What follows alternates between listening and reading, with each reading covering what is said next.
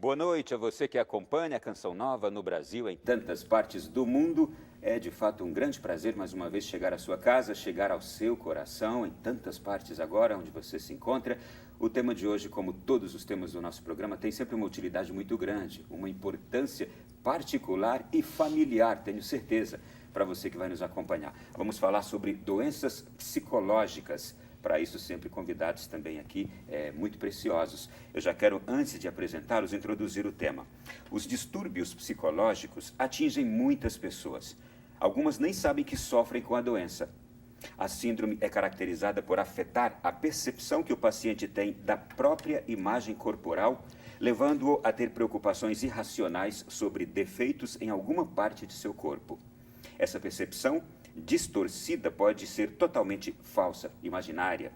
Normalmente pode se manifestar em mulheres e inicia-se geralmente na adolescência. Outras doenças psicológicas que atingem várias mulheres são a anorexia, a bulimia. O programa de hoje vai abordar este tema, doenças psicológicas. E se você conhece alguém que você já identificou enquanto aqui eu falava, já entre em contato com essa pessoa agora, passe uma mensagem, peça que acompanhe o nosso programa. E quero agora receber aqui os nossos convidados. Muito obrigado por estar conosco mais uma vez. Dr. Ronaldo Matos, tudo bem? Tudo bom. Prazer estar aqui. Já estivemos aqui falando, o senhor lembrava do tema da... o vício com as novas tecnologias? Isso. Muito bem. O senhor é presidente do Instituto de Psicanálise, do Instituto de Psicanálise Círculo Psicanalítico de Brasília. Isso. Pós-graduado em técnica psicanalítica aplicada, mestre em educação com viés psicanalítico, mestre em teologia, professor de psicologia. É muito bom tê-lo aqui com a gente. Prazer todo meu. Doutora Andresa, boa noite, tudo bem? Boa noite. Primeira vez aqui conosco. Primeira vez, é um prazer. Administradora e psiquiatra do Instituto Brasiliense de Psiquiatria, médica psiquiatra, especialista em psiquiatria da infância e adolescência e psiquiatria forense. Que bom tê-los aqui, muito obrigado. E eu peço já aos senhores que já abram nossas mentes e nossos corações para um tema como este. Dr. Ronaldo, doenças psicológicas, a que se refere? Uma primeira visão geral. Quando o pessoal entrou em contato comigo e colocou esse tema, eu fiquei pensando num professor de São Paulo, já falecido, José Ângelo Gaiarsa, que traz uma interpretação nova sobre o mito de Narciso. E ele coloca a questão que todos interpretam como se ele estivesse se adorando no reflexo da água. E o Gaiarsa coloca o seguinte, que na verdade ele não sabia quem era aquele que estava sendo refletido na água. Quando a gente fala da questão da doença dismórfica corporal, a gente está falando de uma pessoa que se olha no espelho e não se reconhece diante dele, achando que falta alguma coisa para que ele se ache dentro dele mesmo. E aí começamos, então, uma teia de situações onde ele acaba se prendendo, que cada vez mais vai deixando ele mais aprisionado em um círculo vicioso e que vai levando ele a uma patologia mais crítica. Isso empata a vida da pessoa? Isso totalmente paralisa a vida da pessoa. Doutora Andresa, fique à vontade. O transtorno dismórfico corporal é uma doença bem preocupante, porque tem pacientes que chegam até a não sair de casa. É um transtorno psiquiátrico, psicológico, que puxa outros, como depressão, como fobia social. Então, nos casos mais graves, o paciente chega até a ficar recluso em casa. Então, o que acontece com esses pacientes? Ele tem uma distorção da própria imagem corporal. Geralmente está associado a um segmento corpóreo. Ele não está satisfeito com o nariz, percebe um pequeno defeito, mas que para ele aquele pequeno defeito se torna grande. É muito maior do que as pessoas enxergam. Quando as pessoas olham e ele pergunta às pessoas, ninguém enxerga, ou talvez até nem haja esse defeito, ou um defeito mínimo, mas ele vê numa proporção muito grande. E aí existe busca em consultórios estéticos, dermatológicos, para tentar sanar esse defeito, mas, na verdade, assim, ele nunca vai estar satisfeito com o resultado, porque o problema não é externo, o problema é dentro dele. Né? Então, eu pergunto agora para os senhores, e o que originam essas doenças psicológicas? O que leva o indivíduo a começar a desenvolvê-las? Essa questão é interessante, porque nós estávamos comentando agora há pouco, o público que é atingido, na sua grande maioria, por essa questão. Nos trabalhos que eu estava pesquisando, a maioria deles pontuam que é igual para homens e para mulheres numa faixa etária de idade entre 18 a 30 anos de idade.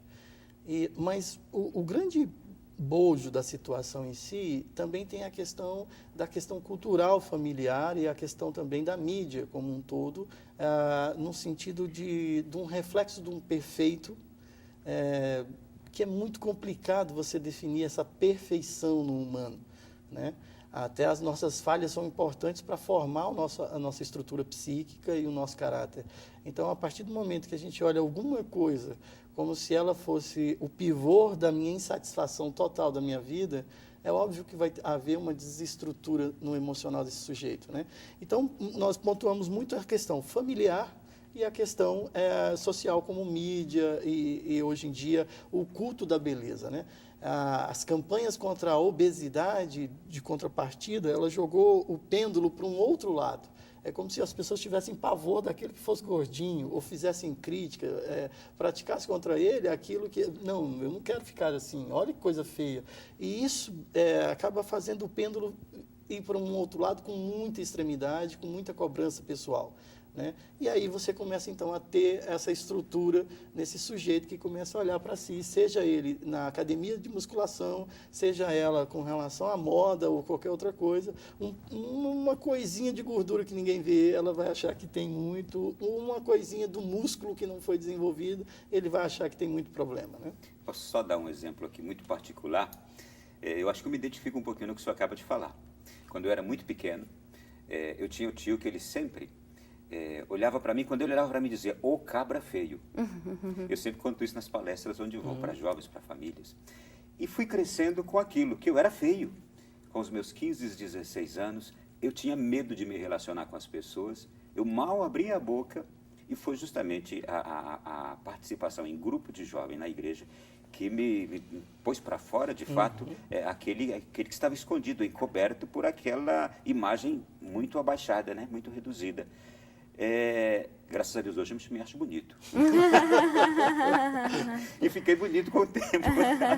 A gente sempre fica um pouco melhor. Mas aqui o senhor citou algo importante que eu acho, a questão familiar e social. A forma como as pessoas nos veem é que pode causar isso em nós, não é, doutora? Ronaldo, além dos fatores que o Dr. Ronaldo já falou, existe também a questão genética, os fatores biológicos que interferem com os fatores externos, né? E os dois, esses fatores todos culminam e levam a um transtorno. Então, assim, existe uma pressão muito grande social hoje em dia em busca de uma beleza. E de uma beleza que muitas vezes nem é real, né? As fotos que a gente vê dessas modelos na revista, o tanto de maquiagem que tem, o tanto de Photoshop que tem. Então, é muito injusto com o público feminino e masculino tentar ficar igual ou parecido com essas pessoas que muitas vezes não são pessoas reais mesmo. Sim. Bom, o senhor citou aqui também um outro ponto de que é numa proporção igual que acontece para homens e mulheres, todavia a nossa impressão é de que é mais com mulheres isso, né? Na verdade, assim, os transtornos alimentares são muito mais frequentes nas mulheres, né? Para cada 10 mulheres acometidas com transtorno alimentar, temos um paciente do sexo masculino. Mas no transtorno dismórfico corporal, essa prevalência é totalmente diferente, como o Dr. Ronaldo falou. Então, temos uma prevalência estimada parecida para ambos os sexos, de 2,5% para as mulheres e 2,2% nos homens. Mas isso é a estatística americana. Os homens demonstrariam menos isso? Sofrem tanto quanto. Pois é. E demonstram que sofrem mais tanto quanto também? O ambiente deles é a academia. Nós estamos falando de um problema... então isso é um sintoma, então? Sim. Nós estamos falando de uma questão que dificilmente ele vai num set terapêutico pontuar suas questões e dizer das suas dificuldades. Tal é esse reflexo no espelho que eu não me conheço, né? Ele acaba tendo no outro a impressão que ele precisa malhar mais, no caso do homem, ele precisa crescer mais, é isso que todo mundo está querendo, é isso que todo mundo gosta. E a menina a mesma coisa com relação ao espaço dela. A moda da beleza é ser magra, então engraçado que anteriormente as pinturas nos mostrava a pessoa mais gordinha, bonitinha, era a beleza ideal, agora é ser magra. E isso acaba que você vai gerando essa pressão social e você não vai perceber ela no set terapêutico, porque é muito complicado e muito difícil ele assumir para ele que ele está com um problema e que ele precisa de ajuda. Bom, vou fazer o seguinte, a nossa produção, ela conseguiu conversar com a jornalista Dayana Garbim. Ela é esposa daquele apresentador da Rede Globo, Thiago Leifert. Ela também foi repórter da Rede Globo e recentemente deixou o trabalho justamente para desenvolver um trabalho com vídeos sobre a sua doença, que é o que nós estamos conversando aqui, a dismorfia corporal. Então a gente pode acompanhar agora, ela nos permitiu utilizar alguns dos vídeos que ela já produziu. Vamos vê-la.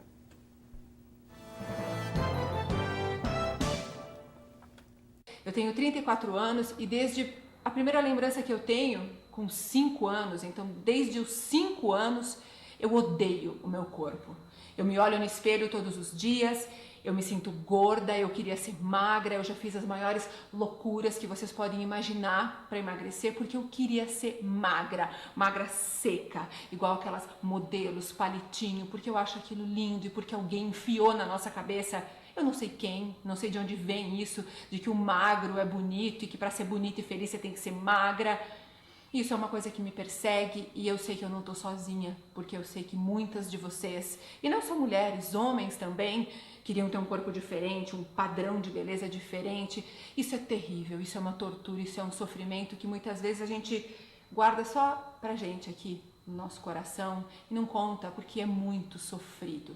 Por muito tempo, eu duvidei disso. Eu pensei que eu era fútil, eu pensei que eu era uma patricinha mimada, que não tinha outra coisa para se preocupar, eu pensei que isso era coisa de adolescente, eu pensei que isso ia passar. Eu pensei que eu ia passar pela adolescência e isso ia ficar lá atrás, ia ser uma coisa que eu ia contar para vocês dando risada.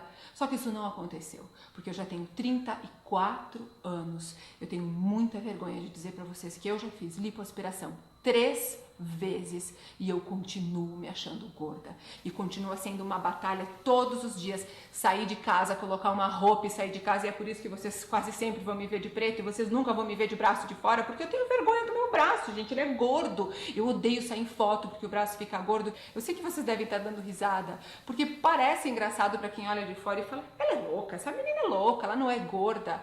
Eu queria muito enxergar assim. Eu queria muito olhar no espelho e ver uma pessoa magra e feliz com o corpo, mas isso não acontece. Eu já tomei todos os remédios do mundo para emagrecer. Eu já tentei ter bulimia, tentei vomitar depois de comer, não consegui.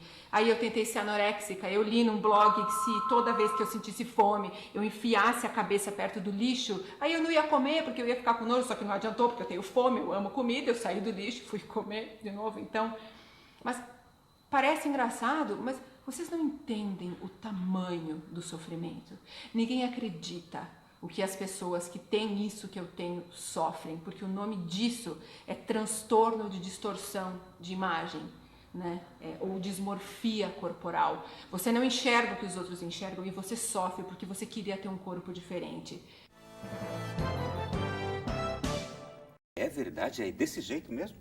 O sofrimento é muito grande. É como ela falou, ela não se enxerga como as pessoas a enxergam. Então, o paciente que sofre esse transtorno, ele se vê de uma maneira totalmente inadequada, totalmente de uma percepção totalmente errônea do próprio corpo. Então, eles sofrem muito, o sofrimento é muito grande. E não adianta as pessoas perto, familiares, amigos, não, olha, tá tudo bem, você não é gorda desse jeito, olha, tentar mostrar dados objetivos, que a gente mostra, o peso na balança, mostra o IMC, mostra tabelas, mas aquilo não é racional, aquilo não entra de uma maneira fácil com a pessoa. A pessoa precisa realmente fazer um tratamento para conseguir lidar com esse problema. Eu quero saber o seguinte, lidar com o problema não significa superá-lo e enxergar-se diferente. Isso não é possível. Ela disse que está com 34 anos e não muda isso. Quando a gente pensa em relação a problemas psíquicos, a gente vai ter que ter na nossa mente a questão de saber elaborar as questões e amadurecer com a percepção do lidar com aquela circunstância no seu dia a dia. Não se tira uma questão pontual da mente do ser humano dentro de uma questão de medicações, dentro de uma questão porque eu falei, eu apresentei alguma coisa para ela. São pontuais, elas são sutis, aparecem e desaparecem. Um dia ela está bem, outro dia ela está mal. Uma hora ela está se sentindo bem e despreocupada com aquilo, mas em outro momento alguém comentou alguma coisa e sutilmente tomou forma dentro dela. Então é uma questão que ela vai aprender, ela vai ter que elaborar para amadurecer a sua percepção e desenvolvendo consigo mesmo essa caminhada com ela. Não é uma jornada feita. Nós temos uma criação e uma cultura muito saiu de um ponto de largada e chegou num destino. A vida não é isso. Filosofia, a psicanálise e tantos outros vão dizer o seguinte: olha, é uma jornada de vida, é uma caminhada. Então, claro que as coisas que vão acontecendo no meio desse caminho, a gente vai ter que aprender a elaborar e a lidar com essas angústias, né?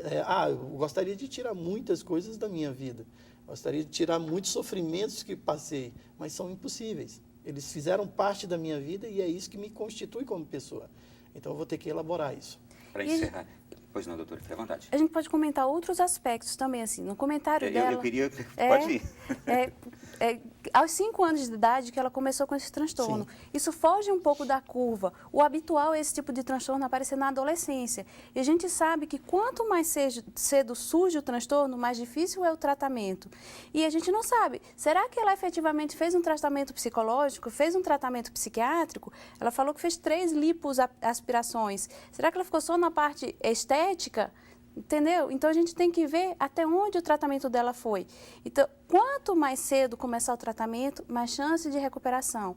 É uma doença difícil de tratar, mas que tem tratamento e que tem boa resposta. E o impressionante que eu escutei nela é ela falar: eu me achava feia, gorda. Eu comentava com vocês aqui enquanto a gente assistia. E é tão linda, não é? Bom, a gente vai voltar ainda a alguns outros aspectos do que ela falou daqui a pouco no próximo bloco, porque o primeiro já se foi. Intervalo e a gente volta já.